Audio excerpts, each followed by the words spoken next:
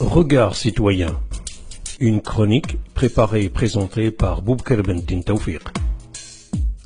La médiocratie est-elle un mal marocain? Rien ne ressemble plus à une flagellation qu'une tentative de comprendre le malaise des élites marocaines en cette fin de décennie.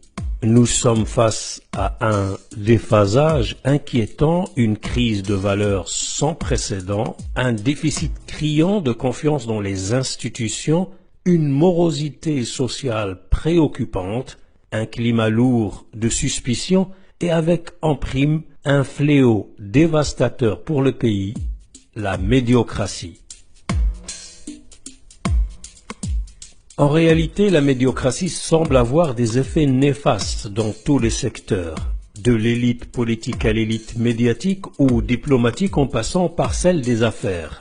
Il y a aussi une incidence sur le développement social, la recherche, l'éducation, la santé, l'agriculture, les arts, la culture ou le sport. La médiocratie est une dégradation où la platitude est érigée en modèle de gouvernance, surtout quand le médiocre pèse dans la chaîne de décision ou inspire les hautes autorités sur des questions stratégiques pour la nation.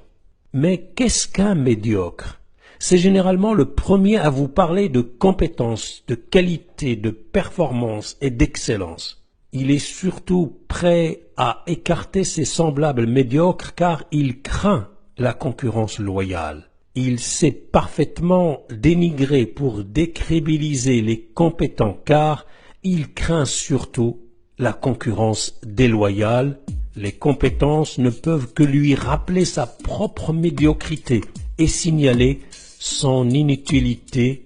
Attention, le médiocre n'est pas un incompétent accompli, c'est plutôt un professionnel de la dissimulation de ses insuffisances. C'est un moyen, très moyen même, mais parvenu, très apprécié par ses supérieurs car il assimile et exécute vite les ordres.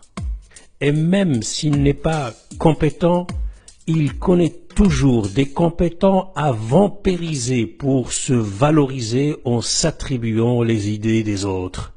Il maîtrise le jeu de masques, l'adaptation et la compensation par tous les moyens et en toutes circonstances, sans état d'âme.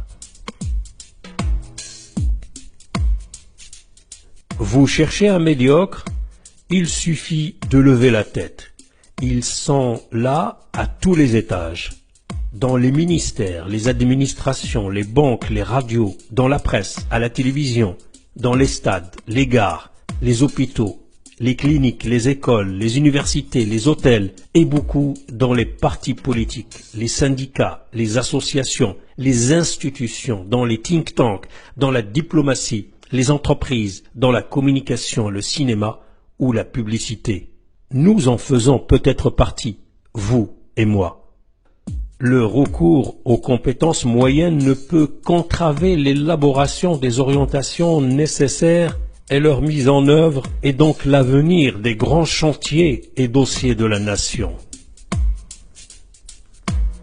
Seule alternative peut être aux effets de la médiocratie une dose de méritocratie, car la conjoncture actuelle suppose incessamment l'émergence d'une élite connectée et l'ouverture des pôles d'action aux compétences réelles en mesure de redynamiser la production des idées neuves afin de sortir du malaise de nos élites déconnectées et du marasme général que vit le pays depuis le mouvement 20 février.